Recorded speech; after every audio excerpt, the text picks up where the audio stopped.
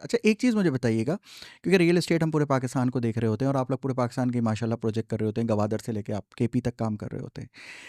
Mindset mostly developer का, north का, south का और इस तरफ का एक जैसा बिहेव करता है या डिफरेंटली ये बिहेव बहुत करता है? डिफरेंस है, अच्छा, हेल वो ऑफ अ क्या फ़र्क, डिफरेंस। हाँ, वो क्या फ़र्क मैं दुनिया कराची और हम अपनी, अगर जिस मार्केट में हम बैठे हैं इसकी बात करें, तो यहाँ जो है ना कुछ चीज़ें प्री अंडरस्टैंडेबल हैं, ठीक, उनको पहले से पता है। सही है।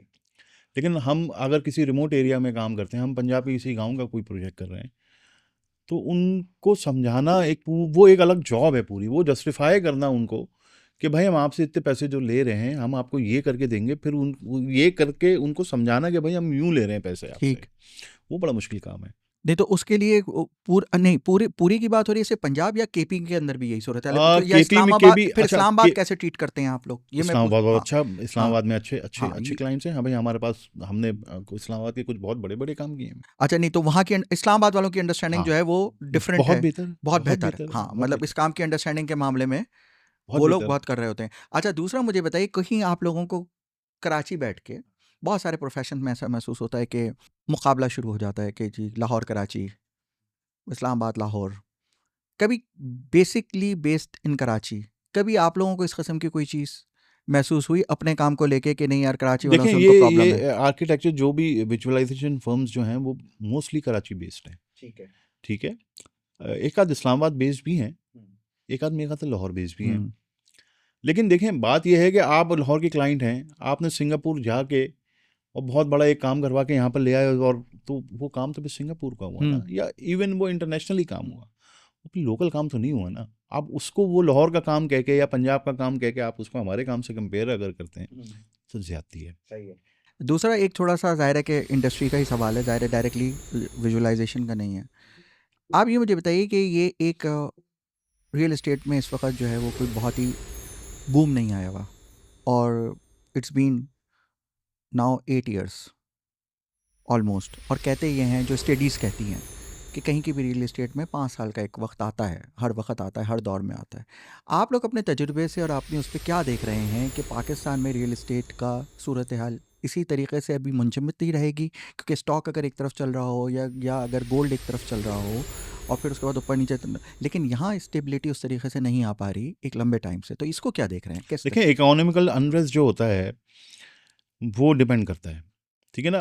प्रॉपर्टी वाहिद लग्जरी है जो कि सारी लग्जरीज के बाद आती है, ठीक है ना। आपके पास पैसे आएंगे, आप अच्छे कपड़े खरीदेंगे, आप अच्छी बाइक से गाड़ी पे आएंगे, एक नॉर्मल किराए के घर से लेके एक अच्छे घर पे किराए पे जाएंगे। जब आपकी सारी चीज़ें कंप्लीट हो जाएंगी, बच्चे की एजुकेशन हो जाएगी, फिर आप बोलेंगे कि यार चलो अब मेरे पास पैसे हैं, मैं घर ले लेता हूँ। तो वो एक साइकिल है पूरा। हम्म, आपने बोला ना कि 5 साल के लिए बूम आया, वो बूम 5-10 साल बाद दोबारा आ जाएगा। नहीं, लेकिन वो साइकिल लंबा नहीं हो गया कुछ इस दफ़ा? जी, जी, बिल्कुल। बिल्कुल लंबा हो एक, गया, हाँ, मतलब बिल्कुल लंबा अगर गया, आप क्योंकि हमारे यहाँ पॉलिटिकल इंटरेस्ट हो गया। हाँ, यही वाली बात है ना, क्योंकि जिस तरीके से चल रहे थे या जी, जिस किस्म की हमारी चीज़ें हो रही थी एकदम से, अब अगर आप उसके अंदर भी देखें तो इतना फ़र्क आ गया कि उसमें सबसे ज़्यादा नुकसान हुआ है वो रियल एस्टेट सेक्टर को हुआ है, और रियल एस्टेट सेक्टर के नुकसान का मतलब है कि 22 अलाइड इंडस्ट्रीज़ जी, को जी, बिल्कुल, बिल्कुल, नुकसान होना। बिल्कुल। Sir 400 allied industries. 400? जी। और ओह, अब ये देखिए ना कि स्पेशली कराची की मार्केट इतनी वॉलेटाइल है कि यहाँ पे पहले ब्लास्ट होते थे, ब्लास्ट हो जाता था, हर चीज़ आगे डिले हो जाती थी, हर चीज़ एकदम से हालात ख़राब हो जाते थे, चीज़ें रुक जाती थी। मगर अभी भी इस अनरेस्ट में भी जो आप कह रहे हैं बूम नहीं है, इसके बावजूद माशाल्लाह से जो देखें, जो बिल्डर सीरियस होता है ना अपने काम के बारे में, हम्म, जिसको बनाना होता है, हम्म, तो फिर वो एफ़र्ट करता है, वो हमारे पास आता भी है, वो एक अच्छे आर्किटेक्ट के पास जाता है, वो प्रॉपर उस पे काम करवाता है। देखिए, जो एक 50 करोड़ की, 5 अरब की, 10 अरब की एक प्रोजेक्ट बना रहा है, वो फिर यही चाहेगा ना कि यार मेरे जो डिज़ाइनर्स हैं वो अच्छे हों, मेरे क्रेडिबल हों, रिसोर्स जिससे मैं बनवाऊँ। आप एक सोचें, एक एक सी साइट पे कोई बिल्डिंग लेके आ जाए और उसने एनिमेशन जो है वो कराई ना हो, उसकी विजुअलाइज़ेशन ही नहीं हो, तो उसका क्या इम्पैक्ट पड़ेगा? तो अभी भी इस वक़्त भी, इस दौर में भी जो सीरियस बिल्डर्स हैं वो काम करा रहे हैं और वो हमारे पास आ रहे हैं, हम मुस्तकिल काम कर रहे हैं, हम लोग बिल्कुल अभी तक फ़ारिग नहीं है, अल्लाह का शुक्र है कि इस हालात में भी हम लोग काम कर रहे हैं अभी और अच्छा काम करके दे रहे हैं। अच्छा, थोड़ा सा मार्केट में अगर आप देखें या सारी चीज़ें करें तो प्रोजेक्ट तो आ रहे हैं और लोग काम कर भी रहे हैं, लेकिन ज़ाहिर है कि ये सारी चीज़ें वही वाली बात है, जैसे 400 अलाइड इंडस्ट्री की बात की, तो इकॉनमी का पहिया पूरा जिस तरीके से हो रहा होता है उसमें बुकिंग का एक बहुत बड़ा फैक्टर हो रहा होता है, चीज़ें डिले भी हो रही होती हैं, सब कुछ भी हो रही होती हैं। तो let's hope for the best वाली तो सूरत हाल रहती है, लेकिन आप फिर भी कोई ना कोई चीज़, एक ऐसे तजुर्बेकार लोग बैठे हैं, मतलब 20-22 साल का आपका तजुर्बा, 30-50 साल का तजुर्बा मेरे सामने बैठा हुआ है। तो मैं सिर्फ देखने वालों को और सुनने वालों को सिर्फ ये बताना चाह रहा हूँ, आप लोगों की ज़ुबानी एज एक्सपर्ट, आप लोग क्या देख रहे हैं कि जिस तरीके से देखिए 30,000 रुपये, मेरा सवाल ये है बुनियादी तौर पे, 30,000 रुपये आपने निकालना है किसी प्रोजेक्ट के अंदर, हम 30,000 की एक मिनिमम बात कर लेते हैं, जिसकी इंस्टॉलमेंट जा रही है, फिर वो जाते जाते 5 लाख रुपए महीना तक की भी पर मंथ की इंस्टॉलमेंट जाती है। ये आप कब देख रहे हैं या क्या आप फोर्सी कर रहे हैं कि 30,000 रुपए वाला जो सबसे बड़ा हमारा चंक है मार्केट का, ये कब दोबारा से इन होगा? मेरे ख्याल में 20 मैं इस सवाल का हाँ, जवाब इस तरह देता हूँ, जितनी मेरी नॉलेज है, मैं कोई इसकी मईशत का एक्सपर्ट नहीं हूँ रियल एस्टेट की, लेकिन मैं ये समझता हूँ, लेकिन 30,000 रुपये वाला ज़माना ख़त्म हो गया। यहाँ आप गाड़ी लेने जाते हैं ना, जो सुजुकी का डब्बा है उसकी किस्त थी 70,000 सही रुपये। है। तो आप ये कैसे एक्सपेक्ट कर रहे हैं कि आपको 30,000 रुपये में कोई लॉयल्टी के साथ आपको प्रॉपर्टी दे देगा? तो मतलब इसका जो अनाउंसमेंट आ रही है कि चीटिंग 10,000 रुपए चीटिंग, चीटिंग हाँ यही वाली एक्चुअली जो बात निकलवाना चाह रहा था वो ये निकलवाना चाह रहा था कि जो भी इस चीज़ में पढ़ने की कोशिश करता है वो फिर इस बात को ज़रूर मद्देनजर रखे कि वो बिल्कुल प्रोजेक्ट बिल्कुल कौन कर रहा है और कैसे कर रहा है, जो कि पॉसिबल ही नहीं है। अच्छा काशिफ भाई, इसमें देखिए ना, चीटिंग में तो फिर आप इसको भी ले लें कि बड़े ऐसे प्रोजेक्ट भी हैं जो बन गए, खड़े हो जी गए, उसके बाद भी तोड़ दिए गए। तो आप एक एक नॉर्मल एक इंसान के पास क्या रिसोर्स है कि कहाँ से चेक करे वो? तो ये तो मैंने इसीलिए तो अच्छा शुरू में ये बात मैंने बिलीवेबिलिटी की क्यों की कि आपका नाम आ रहा है, किसी आर्किटेक्ट का नाम आ रहा है, चीज़ें आ रहा है, तो आप लोगों ने फिर उसका बड़ा अच्छे से जवाब दिया कि आप इन सारी चीज़ों की जितनी हो सकती है आप लोग जी, कोशिश करते हैं अपनी तरफ से करते हैं। हम उनके हाँ। साथ, और अल्हम्दुलिल्लाह मैं समझता हूँ आप लोगों का किए हुए किसी प्रोजेक्ट को बाद में कोई डिले होना एक सर्टन बात होती है, लेकिन डेमोलिश पूरा का पूरा होना, चीज़ें उस तरीके से होना, वो एक बिल्कुल ही जिस तरफ आप इशारा करना चाह रहे हैं, ज़ाहिर है हम नाम नहीं लेना चाहते किसी भी प्रोजेक्ट का कि पर्टिकुलर किसके साथ क्या हुआ क्या नहीं हुआ। तो मैं यही बात आपसे जानना चाह रहा हूँ कि एक इस वक्त आपने जैसे कहा 70,000 रुपए की एक किस्त हो गई है, 1 लाख रुपए की एक गाड़ी की किस्त हो गई, बिजली का बिल इतना हो गया है, तो एक रियलिस्टिकली आप लोग ये बताइए कि कौन सी शेड्यूल के हिसाब वाले प्रोजेक्ट आपको ऐसे लगते हैं, एक इकॉनमी एक अमाउंट की बात हो, जरूरी नहीं है फिक्स कर दें, वो अब मंथली क्या हो गया है अपार्टमेंट के लिए, आई एक थिंक अंदाजन। मेरे हिसाब से अगर आप बुकिंग वाली इस टाइप के किसी सीन पे जाते हैं तो तकरीबन 1.5 से 2 लाख रुपए तो किस्त बनेगी आपकी। अच्छा, एक अच्छा प्रोजेक्ट जो कि टाइमली उसको डिलीवर कर सकता है, सही अगर उसमें भी 200 प्लस यूनिट्स हैं तो। सही है, क्योंकि ये बात बतानी लोगों को इसलिए ज़रूरी है सर कि कोई अवेयरनेस का कहीं पे कोई सेटअप नहीं है, जैसे भी शारिक साहब ने भी ये बात कही ना कि वो कैसे पता करेगा कोई बाद में बनने के बाद टूट गया। तो कम अज़ कम हम अपने प्रोग्राम के थ्रू कम अज़ कम इतनी तो बेंचमार्किंग बताएं ना कि कम से कम भी मंथली 1 से 1.5 लाख और 200 अपार्टमेंट वाली अगर कोई चीज़ है और उसके टाइम शेड्यूल के साथ अगर आप जा रहे हैं तो उसके चांसेस ज़्यादा हो जाते हैं बिल्कुल हो जाते हैं, दूसरे प्रोजेक्ट्स के मुकाबले में, बिल्कुल हो जहां पर जाते अभी भी मैं कुछ लोगों का देख रहा हूं नाम, फिर वो अगेन बात है नीले की बात नहीं है, अभी वो ये कह रहे हैं कि पर महीने 10,000 रुपए की किस्त और इतने अमाउंट के अंदर पूरी 5 साल का पेमेंट हैं। तो प्लान। सर जो लालची लोग हैं वही लेंगे ना, जो एक सेंसिबल आदमी होगा वो थोड़ी लेगा उससे, सही क्योंकि जब वो इसकी मईशत देखेगा उसको समझ में ही नहीं आएगा। सही। मैं तो मशवरा देता हूँ, मुझसे अगर कोई पूछता है ना कि मेरे पास करोड़ सवा करोड़ रुपए हैं, मैं किसी बड़े प्रोजेक्ट में इन्वेस्ट करना चाह रहा हूँ, तो मैं उसको बोलता हूँ कि भाई करोड़ में कोई तैयार चीज़ ले लो, ठीक। जो बनी हुई हो, एटलीस्ट आंखों के सामने तो हो, बना हुआ हो, आप उस पर कब्जा ले सको, ऐसी चीज़ ले लो। अच्छा, और दूसरी बात ये है कि अब हम जो कराची की सूरत हाल देखते हैं, तो अनफॉर्चुनेटली या फॉर्चुनेटली कि आप इसको कि पुल के उस पार हमें काम होता हुआ नज़र आ रहा है बहुत ज़्यादा, मगर पुल के इस पार जो स्कीम 45 है, स्कीम 33 है, वहाँ पे एज सच नहीं नज़र आ रही चीज़ें होती हुई, अनाउंसमेंट्स हो रही हैं, लॉन्चेस हो रहे हैं, मगर बस उसके बाद फिर जो है कोई हाल नहीं है अभी तक। ऐसा हमने बहुत सारे प्रोजेक्ट्स में देखा है कि जो लॉन्च हो जाते हैं मगर उसके बाद फिर वो 8-8 साल लग जाते हैं, 10-10 साल लग जाते हैं। तो इसमें गवर्नमेंट का कुछ होना चाहिए ना, जैसे दुबई में एक स्टैंडर्ड है ना कि आपने किसी बिल्डर ने लॉन्च किया तो उसको जी 4 साल का टाइम है, 4 साल में पूरा नहीं करेगा तो उसकी पेनल्टी है, वो अंदर हो जाएगा, जो भी है। एक लॉ होना चाहिए ना कि भाई बिल्डर लॉन्च कर रहा है तो उसको एक टाइम फ्रेम दें कि उसके अंदर वो बना के तो दे एटलीस्ट। अच्छा, प्रॉब्लम ये भी है कि लॉ यहाँ सारे के सारे मौजूद हैं, इम्प्लीमेंट कहीं किसी चीज़ का भी नहीं है। अगर जितने बने हुए भी हैं, मतलब अगर आप जो वेबसाइट्स पे भी जाएं या जो लोगों को लिए ये इदारे जो काम कर रहे हैं, अगेन वही वाली बात है कि नाम आ जाता है, चीज़ें आ जाती हैं, उनके पास वो सारी चेकलिस्ट पड़ी हुई है। सब कुछ है, लेकिन उसमें से प्रैक्टिकलिटी में कौन सी चीज़ कौन जाके कब चेक कर रहा है, कोई चेक कर रहा है, कितना हो रहा है, कितना हो रहा है, अनफॉर्चुनेटली नहीं हो रहा। अच्छा, तो बड़ा संजीदा सा एक सारा सूरत हाल हो गई। ये मुझे बताइए कि अलाइड में अब जिस तरीके से आप लोग हैं, तो बाकी दीगर मशगूलात में क्या कितना टाइम बचता है फैमिली लाइफ के लिए या अपनी हॉबीज़ के लिए? तो आप अपनी पहले बताइए कि आप इसके साथ साथ अपनी किन हॉबीज़ को इस वक्त कंटिन्यू कर रहे हैं? काशिफ भाई, मेरी जो सबसे जो बड़ी हॉबी है वो तो यही है, काम ही है मेरा। तो और जब आपकी हॉबी, आपका जो आपका पैशन ही यही है काम, तो फिर बाकी सब चीज़ें पीछे हो जाती हैं। इवन ये कि कभी-कभी ऐसा होता है कि मैं टीम पूरी छुट्टी करके घर चली जाती है, मैं बैठा होता हूँ अकेला और मैं रेंडर्स कर रहा होता हूँ, मैं कुछ चीज़ें निकाल रहा होता हूँ सारी। तो बस वही है, जब एक पैशनेट हमारे लिए एक चीज़ है तो अब हम उसको आगे रखते हैं, बाकी सब चीज़ें पीछे हो जाती हैं।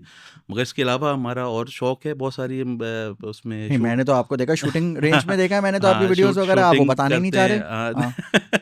नहीं, बस वो एक अलग शौक है कि वो आर्म्स का शौक है, शूटिंग का शौक है, और एक पिन पॉइंट एक्यूरेसी से करने का ज़्यादा नहीं, शौक है, तो उसमें हाँ। अब एक आध चीज़ मैंने आपकी और वीडियो देखी, वो एस्ट्रोलॉजी में जी, पूरी जी, की जी, पूरी जी। आपने जो है वो बस वो सारे शौक हैं, हाँ, तो मगर वही तो हाँ। बताया ना क्या मतलब जी, जी। वो इससे रिलेट। एस्ट्रोनॉमी का शौक है मुझे हाँ। काफ़ी। मेरे पास टेलीस्कोप भी है। मैं अक्सर, जब कराची की एक दफ़ा पूरे पाकिस्तान की लाइट चली गई थी, हम्म। तो सब लोग सो रहे थे, जनरेटर चला रहे थे, मैं सबसे पहले बच्चों को उठा के छत पे भागा था कि मैंने कहा इस वक्त वो नज़र आएंगे सितारे जो नज़र नहीं आते। तो उस वक्त हमने अपनी छत से ओरायन नेबुला देखा, सेवन सिस्टर क्लस्टर जो है वो देखे, एंड्रोमेडा गैलेक्सी, ये सब हमने चीज़ें की वहाँ पे। तो इस तरह का शौक है, और इस शौक को मज़ीद अभी पिछले दिनों मैं कराची एस्ट्रोनॉमर सोसाइटी के साथ मैं गया। रत जगह में इनका होता है, हाँ, रनीकोट में था। सही। तो वहाँ जाके हमने एक पूरी रात गुजारी, और खुले आसमान के नीचे, सख्त सर्दी में कुछ 7 टेम्परेचर था उस वक्त, हमने आसमान देखा, और बड़ा, और ऐसा आसमान देखा कि मतलब इट वाज मेस्मराइजिंग। आप सोच नहीं सकते कि ऐसा लग रहा था कि एक कुमकुमों की चादर है जो आपके ऊपर एक पूरी पड़ी हुई है, और उसमें एक अलग ही दुनिया थी पूरी।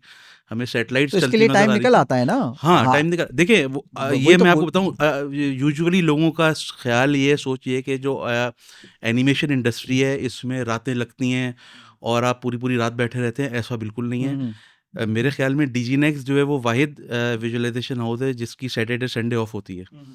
आज इस पॉडकास्ट में आपने बुलाया इसलिए हम आए, हम्म। वरना हमारा ऑफ़िस बंद होता है। हम्म। और मेरा नहीं ख़्याल कि मुझे याद है कोई हमने 3-4 साल से कोई हमने नाइट लगाई है।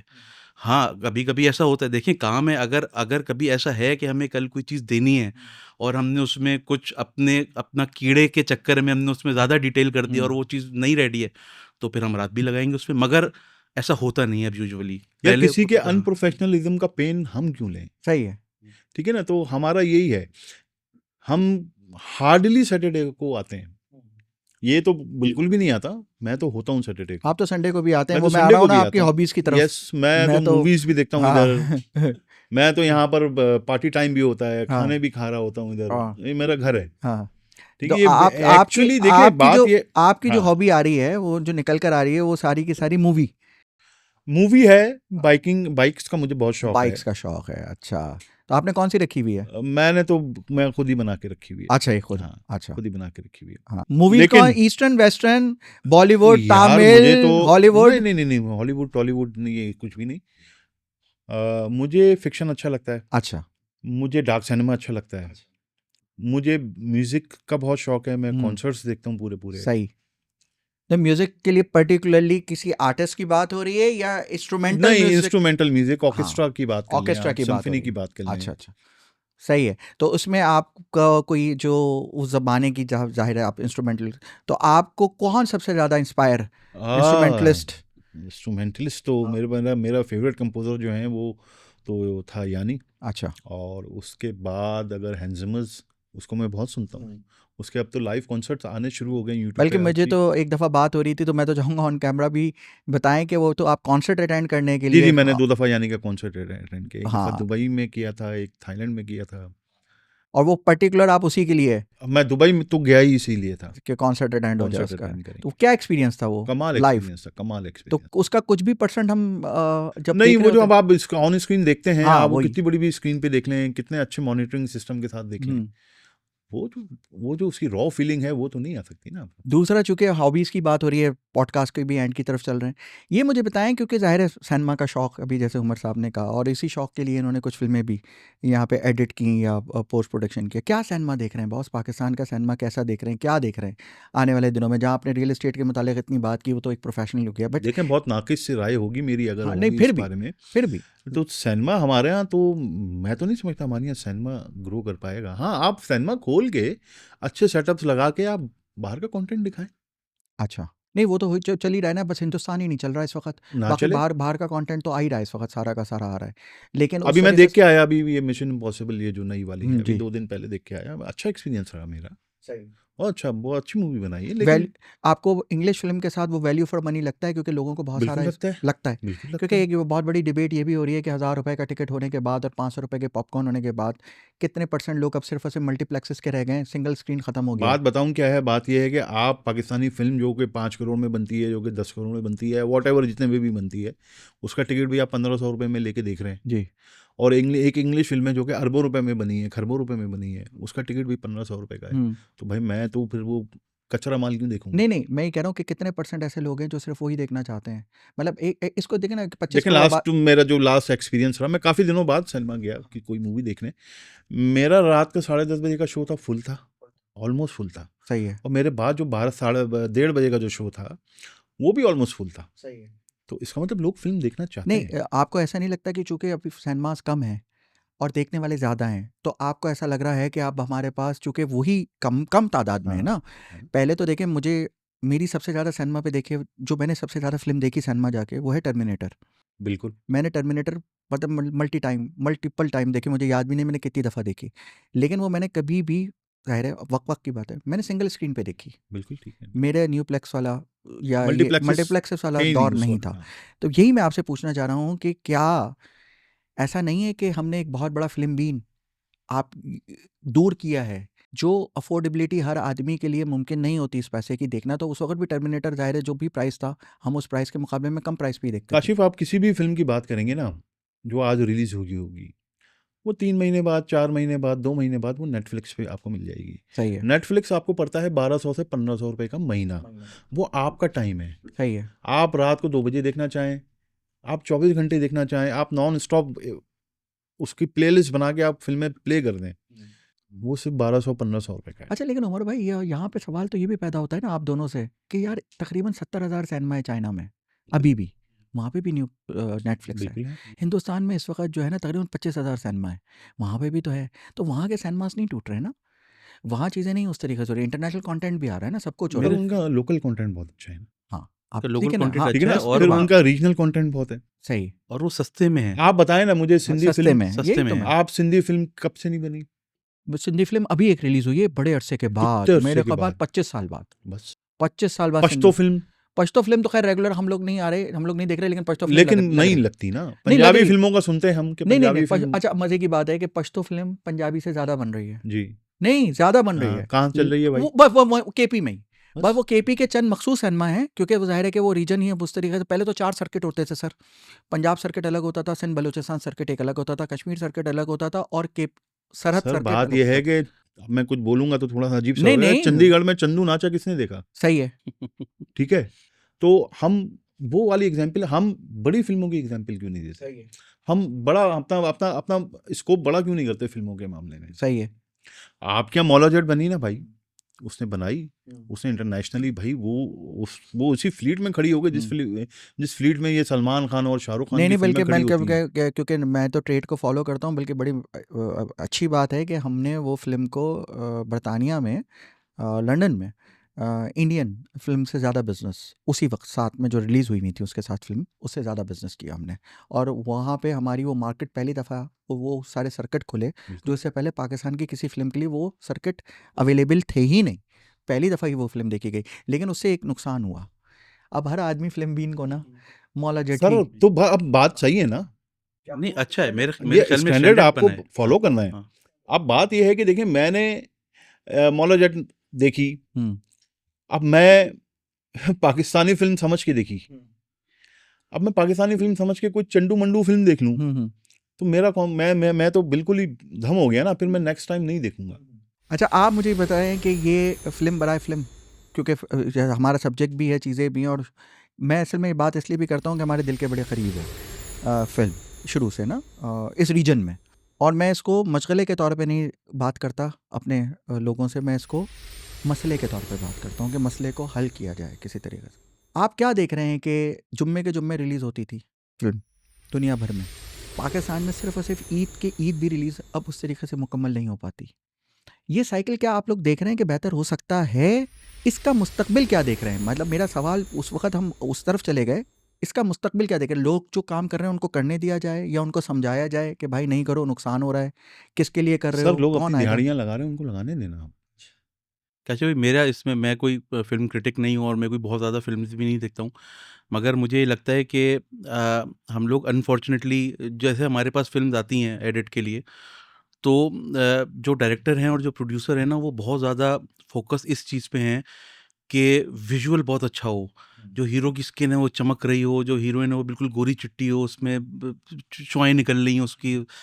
तो उस चीज़ पे फ़ोकस सबसे ज़्यादा है और कंटेंट पे फ़ोकस नहीं है।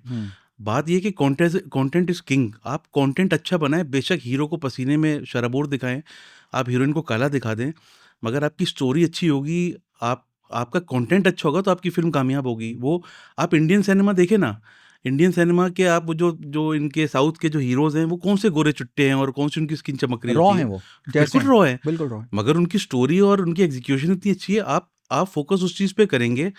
आप नहीं लगाएँ ना आप 10 करोड़ रुपए अपनी फ़िल्म नहीं पे, तो आप 5 करोड़ में बना लें, अभी आप जो आप सस्ता टिकट करें। अभी जो आप बात कर रहे हैं, तो फिर हम कैसे उसी मीडियम में, इसी मीडियम में हम ड्रामे में क्यों अच्छे हैं? वहाँ नहीं, को देखिए ड्रामे में क्यों अच्छे देखिए, हैं? फ़िल्म में ड्रामा पूरा एक अलग अलग चीज़ है ना। जो ड्रामे के राइटर हैं वो फ़िल्म तो नहीं नहीं, लिख रहे वही है ना। ना, वही हो रहा है। यही सर तो मसला सिलेबस का है। फ़र्क है ना। वही हो यही तो, फ़िल्म राइटर अलग है ना। आप हाँ, ड्रामे के राइटर से फ़िल्म लिखवा रहे हो तो वो तो ड्रामे की तरह लिखेगा ना। ठीक। आप जो फ़िल्म के राइटर्स हैं, आप अगर एक अच्छी स्टोरी आप एक डेढ़ घंटे में। शारिक भाई का पॉइंट ये आया है कि फ़िल्म का डायरेक्टर और हाँ, टीवी ड्रामे के डायरेक्टर में फ़र्क होता है। बिल्कुल बिल्कुल होता होता है। है। हाँ। फ़िल्म के राइटर में और टीवी के ड्रामा राइटर में फ़र्क होता है। सर इन दोनों के मीडियम के एक्टर्स में भी फ़र्क होता है। और हम अनफॉर्चुनेटली हमारे पास एक ही चीज़ आपने आर्नल्ड रेम्बो, सही है, टॉम क्रूज़, इसको कभी किसी कमर्शियल, किसी ड्रामे में, किसी सीरियल में आपने नहीं देखा सही होगा। है, ये लोग क्या कैमियोज़ वजह है? करते हैं, मगर ये कभी इस तरह नहीं सही, होता कि सारा ये सब चीज़ें। क्यों? सही और बात। अच्छा, मैं आपको एग्ज़ाम्पल बहुत दूँ। अच्छा वैलिड बच्चन पॉइंट है। जो है, बच्चन कभी आए हैं हुँ, किसी सीरियल में? हुँ, मैं आपको शाहरुख खान, सलमान खान, ये वो जितने भी बड़े-बड़े नाम हैं सो कॉल्ड, हुँ, मैंने तो कभी उनका कोई सीरियल नहीं देखा। मैं हुँ, आपको छोटी सी एग्जांपल देता हूँ। उमर भाई और मैं बहुत बड़े फ़ैन थे एक्स फाइल्स के, स्कली एंड मोल्डर। और हम वो सीरीज़ देखते थे। उमर भाई के पास पूरा डीवीडी सेट था उसका, पूरा उमर भाई ने खरीदा था, बड़े कहीं से एक्वायर किया था सब। तो उस डीवीडी सेट की ख़ास बात ये होती थी, उसमें आखिर में ना एक शॉर्ट, उस पूरी सीरीज़ के एक इंटरव्यूज़ वगैरह होते थे सही है। एक्टर्स के। अच्छा, एक्स फाइल्स वो सीरीज़ थी जिसके बीच में इसकी फ़िल्म्स भी आ चुकी हैं 2। तो जब फ़िल्म के बाद वाली जो सीरीज़ थी ना, उसमें आखिर में जो इंटरव्यू होता है, उसमें उनसे बात की गई कि फ़िल्म का आपका कैसा रहा? हुँ, तो उन दोनों ने ये बोला कि फ़िल्म का जो जॉनरा, जो मीडियम है ना, वो बिल्कुल डिफरेंट था हमारी सीरीज़ से। और उनसे शुरू में जो था, वो कह रहे थे हम हमें समझ नहीं आ रही थी कि हमें इसमें किस तरह करना है। हम जो सीरीज़ में एक टेक को हम बड़ा परफेक्शनिस्ट उसमें जाते हैं, फ़िल्म में वो नहीं था इस तरह का सीन। फ़िल्म का डायरेक्टर अलग था, उसकी सोच अलग थी, उसकी लाइटिंग अलग, उसका हर चीज़। तो मतलब उस वक़्त भी, मतलब इतना ही बड़ी मैं सीरीज़ की बात कर रहा हूँ, एक्स फाइल 11 सीज़न आ चुके हैं जी, जी, उसके। जी।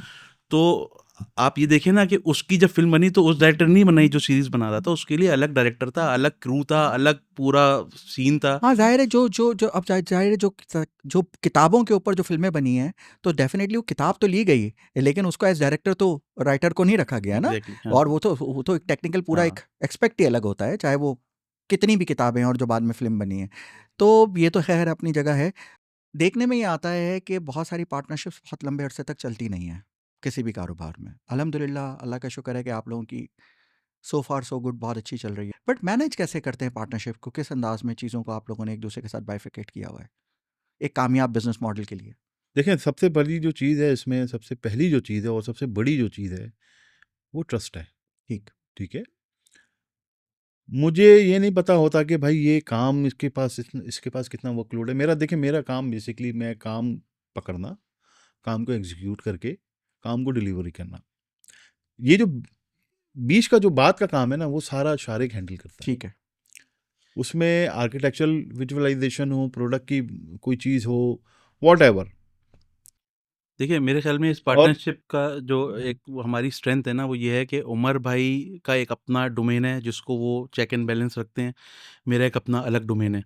एक तरफ से क्लाइंट सर्विसिंग हो गई और एक तरफ से क्रिएटिव हो गया, इसको अगर देखिए मोटी ज़बान में देखिए समझा जाए। हाँ, ऐसा ऐसा कह सकते हैं। उमर भाई फाइनेंशियल सारे देखते हैं, क्लाइंट सर्विसिंग देखते हाँ, वो हैं। क्लाइंट सर्विसिंग में फाइनेंशियल्स आ जाते हैं क्योंकि एक फाइल खुलती है, एग्ज़ैक्टली, तो हाँ। अब रिकवरी कितनी रह गई, हाँ, हाँ। पेमेंट कब आ रही है, इसकी वो सब क्लाइंट सर्विसिंग ही करता है मेरा है एडवर्टाइजिंग में। प्योरली जो क्रिएटिव टेक्निकल जो सारी चीज़ें हैं कि क्या-क्या बनना है, क्या-क्या जाना है, क्या-क्या नहीं जाना। उमर भाई मेरे काम में दखल-अंदाज़ी नहीं करते, मैं सही उमर है, भाई के काम में दखल-अंदाज़ी नहीं करता। सही है। हमारा ये इस तरह का ये जो डुओ है ना, ये बड़ा अच्छा चलता है फिर, कि वो अपनी चीज़ों को देखते हैं। मुझे ये नहीं फ़िक्र होती कि क्लाइंट ने पैसे देने हैं कि नहीं देने हैं, कि उसको एडिट गई कि नहीं गई, ये उमर भाई हैंडल कर रहे हैं सारा। मेरा जो डोमेन है वो ये है कि अच्छे से अच्छा काम करके जल्द से जल्द डिलीवर करना है। मैं तो फ़ोकस इस पे रखता किसी हूँ। भी अच्छी पार्टनरशिप के लिए ये रहनुमा उसूल किसी भी प्रोफेशन के लिए ज़रूरी हैं। बिल्कुल है। जो इन्होंने सबसे पहली बात की, ट्रस्ट, बिल्कुल, कि बिल्कुल, सबसे हाँ। इन सब बातों के ऊपर जो सबसे बड़ी बात है वो ट्रस्ट है, कि आप जिसके साथ पार्टनरशिप कर रहे हैं उसके ऊपर ट्रस्ट आपके साथ कितना है, अपने से ज़्यादा है या अपने से कम है। क्योंकि बहुत सारी इस काम में या मल्टीपल कामों में जो डीड आई है, प्रॉब्लम आई है, वो सारी की सारी जिस बात के ऊपर आई है, ट्रस्ट के ऊपर ही आई। अच्छा, आप दोनों से एक मेरा सवाल है, बड़ा इंपॉर्टेंट मैं समझ रहा हूँ।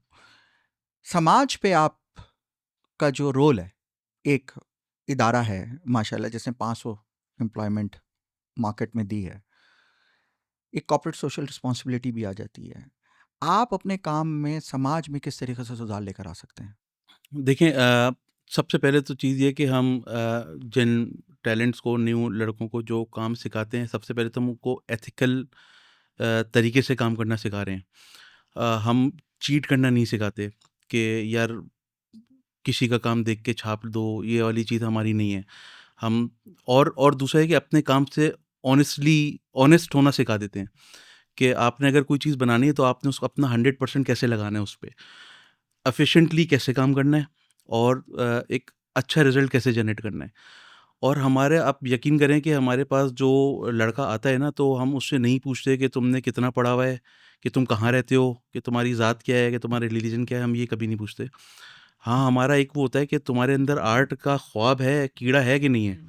वो अगर हमें मिल जाता है तो हम उसको ग्रूम रख कर लेते लेते हैं, हैं। ग्रूम करते हैं। ग्रूम हम अपने तरीके से करते हैं और अल्हम्दुलिल्लाह जितने लड़के हमारे पास से निकल के गए हैं, जो जो सही दिशा में चले हैं, तो वो अच्छी जगहों पे हैं इस वक़्त, अच्छे आर्किटेक्ट्स के पास लगे हुए हैं और अच्छा काम कर रहे हैं। और वो गाए-बगाए हमारे पास आते हैं, हमसे मिलते हैं। ऐसा नहीं है जैसे यूजुअली होता है ना, कंपनी में कोई बंदा चला गया तो फिर उसको आने नहीं दो, हुँ, उसको हुँ, बात, ऐसा नहीं है कोई हुँ। हमारा सीन। तो एक एथिकली एक पैरामीटर्स में रहते हुए हम कोशिश करते हैं कि हम इस तरह ट्रेन करें लड़कों को कि वो आगे जाके भी ना हमारा नाम नहीं ख़राब करें। वो ऐसा काम करें कि यार लोग जो आर्किटेक्ट जो भी हायर कर रहे हैं उनको भी ये हो कि यार ये डिजीनेक्स से आया है, ये अच्छा काम करेगा। और सही। अल्हम्दुलिल्लाह ऐसा है कि यहाँ से निकले हुए लड़के जो भी कहीं अप्लाई आर्किटेक्ट्स के पास किसी फर्म में करता है और वो पीछे डिजीनेक्स का देखते हैं कि काम किया हुआ है 2 साल, 4 साल, 3 साल, और पोर्टफोलियो उसका इतना बन जाता है उस टाइम में कि वो आराम से वहाँ पे उसको जॉब मिल जाती है और अच्छे पैसों में मिल जाती है और वहाँ पे वो अच्छा काम करता है। तो हमारी, मेरे ख़्याल में, मैं ये समझता हूँ कि मेरी जो एक रिस्पॉन्सिबिलिटी है कि एक यंग लड़का आया हुआ उसको गलत रास्तों में ना लगने देना। उसको मैं उस पे नज़र भी रखता हूँ, ज़ाहिर-सी बात है, वो क्या बातें कर रहा है, किस तरह उठ-बैठ रहा है, उनको सिखाता हूँ। उनको फिर हमारी आपस में लड़कों से जो ताल्लुकात है ना, बिल्कुल वो फैमिली हो बॉस जाता और है। वो वाले नहीं हैं। हम दोस्तों की तरह काम करते हैं, हमारे यहाँ बहुत मस्ती-मज़ाक अच्छा, हर मैं वक़्त आपको चलता है। थोड़ा-सा, मैं आपकी हुँ। बात काट के थोड़ा-सा ऐड करूँ कि हमारा जो वर्किंग एनवायरनमेंट है वो बिल्कुल डिफरेंट है। हमारे कोई टाइमिंग नहीं है। हुँ, हमारे टाइमिंग ये है कि जॉब ओरिएंटेड टाइम है। सही। टाइम ओरिएंटेड जॉब नहीं है ये, ठीक है। ठीक है? अगर हमारा कोई टीम का कोई लड़का हमें फ़ोन करके बोलता है, यार उमर भाई आज नहीं आ रहा, या शारिक भाई आज नहीं आ रहा, तो हम ये नहीं पूछते कि यार क्यों नहीं आ रहे हैं? हम ये पूछते हैं खैरियत है? हुँ, तो वो बोलता है कि यार आज मेरे घर में ये मसला है या ये। वो ये भी बोल सकता है कि यार आज मेरा दिल नहीं कर रहा आने का। हुँ, अगर दिल नहीं कर रहा तो भाई घर पे ही बैठो, हुँ, फिर आने की ज़रूरत नहीं है, हुँ। आराम से आओ। क्योंकि आप आर्टिस्ट बना रहे हैं ना, आर्टिस्ट बुनियाद तो बना रहे हाँ, हैं। आर्टिस्ट बना रहे हैं, वो आर्टिस्ट का जो मिजाज है बिल्कुल ऐसा ही है। तो अच्छा, ऐसा नहीं है कि जी हम रात को 11 बजे बैठे हुए हैं, ऐसा भी नहीं है। आप यहाँ इतनी दफ़ा आते हैं, और ऐसा भी नहीं कि जी सुबह 9 बजे ऑफिस में होना है या 10 बजे ऑफिस में होना है, ऐसा भी नहीं है। हुँ, हुँ, हमारे पास कुछ लड़के ऐसे हैं जो कि यूनिवर्सिटी और कॉलेज ख़त्म करके हमारे पास आते हैं। सही है। लेकिन वो जो उनका 4 घंटे का 6 घंटे का टाइम होता है वो 100% एफिशिएंसी वाला टाइम होता है, बिल्कुल सही है। क्योंकि वो उसको ऐसा माइंड ऐसा रिलैक्स होता है उनका कि वो अपनी प्रोडक्टिविटी देते हैं हमें। सही है। नहीं तो मतलब फ्लेक्सिबल टाइम भी आप इन्हें बिल्कुल इसलिए टाइम लगे। फ्लेक्सिबल है। अब ऐसा भी नहीं है कि जी रात को 1 बजे आ जाए, हाँ नहीं, नहीं। हाँ, जाहिर है जो जो हम सुबह 10 बजे, साढ़े 10 बजे खोल के सही है, अपना ऑफिस ऑन करके और रात को हम 9 साढ़े 9 बजे बंद कर देते हैं। बिल्कुल सही है। बीच में हमारा ब्रेक्स होते हैं, सब कुछ होता है और बहुत ही अच्छा वर्किंग इन्वायरमेंट है हमारा। मैं जिस जगह मैं जॉब करता रहा हूँ 2 ढाई साल, वहाँ पे जो माहौल था और जो एक टेंशन और एक बर्डन और एक लोड वाला एक कैफियत होती थी, वो उसको मैं बहुत अच्छी तरह जानता हूँ। कि एक आर्टिस्ट को आप नहीं कर सकते बर्डन टाइम पे रहते हुए। इवन ये कि हम तो ये देखते थे कि मैं 3:05 पे बाथरूम गया तो मैं 3:10 में आया, तो ये 5 मिनट मेरा प्रोडक्शन लॉस है। ऐसा भी हमने जी एंट्रीज जी की जी, ऐसा होता है। तो मैंने डिजिनेक्स आके पहला काम ये किया कि ये सारी चीज़ों को एंटी कर दिया, उलट कर दिया। मैं कहा ये चीज़ें नहीं होनी चाहिए आर्टिस्ट के ऊपर, और ये चीज़ें ये बजाय इसके प्रेशर नहीं होना, प्रोडक्टिविटी बढ़ाएं, ये आपकी ये प्रोडक्टिविटी प्रेशर गिराती ये हैं। प्रेशर नहीं होना चाहिए। तो फ्री ऑफ माइंड और फ्री स्पिरिट के साथ काम करेंगे तो अच्छा काम होगा। हम्म। और कोई ऐसी जल्दी नहीं है भाई, आपने आर्ट बनाना है, आप जल्दी के चक्कर में काम खराब करेंगे आराम ना सीधा करें। साधा। सही है, तो हमारा जो एंड रिजल्ट है वो ये होता है कि अच्छे से अच्छे चीज़ बना के दें। सही है, बेशक वो 2 घंटे में नहीं हो रही, 3 घंटे में कर दें, कोई मसला नहीं, 4 सही है। घंटे में कर दें। तो हम इस तरह, हमारा बिलीव है इस हाँ, पे ये कोई वर्किंग बैंक नहीं है, एनवायरनमेंट पे। 9 टू हाँ। 5 का बैंक नहीं है, आना है आपने 9 टू 5 डेटा एंट्री करनी और चले जाना है, सही ऐसा है, बिल्कुल भी नहीं है। बिल्कुल। डेटा ऑपरेटर में और एक आर्टिस्ट में यही फ़र्क है। जो बताना चाह रहे हैं वन लाइनर यही है कि जो डेटा ऑपरेटर होता है उसने एक रिबॉट की तरह एक फ़ाइल को बस डेटा में डालना है। दूसरा अगर आर्टिस्ट है तो उसने विजुलाइज करना है, और ये काम ही विजुलाइजेशन का है। और अगर तसव्वुर नहीं होगा तो तसव्वुर नहीं होगा तो रंग नहीं होगा, रंग नहीं होगा तो दुनिया नहीं होगी, दुनिया नहीं होगी तो मामलात नहीं होंगे। अच्छा, आपके इस प्रोग्राम के तवज्जो से मैं एक छोटी-सी एक बात करना चाहूँगा जी, कि हमारी जो फ़ील्ड है इसमें अनफॉर्चुनेटली जो टैलेंट है उसको हमें कहीं से ऐसा होता नहीं है कि कोई ऐसा इंस्टीट्यूट नहीं है जो आर्किटेक्चर विजुअलाइज़ेशन पे सही है, टैलेंट बना रहा हो। ठीक है। हमें कोई लड़का ऐसा नहीं मिलता जो लेट्स से कोई पढ़ के इकरा यूनिवर्सिटी से भी कोई आ जाए, जो अभी मीडिया साइंसेज़ हैं, कहीं पे भी आर्किटेक्चर विजुअलाइज़ेशन नहीं पढ़ाई नहीं जा पढ़ाई रही। जा रही।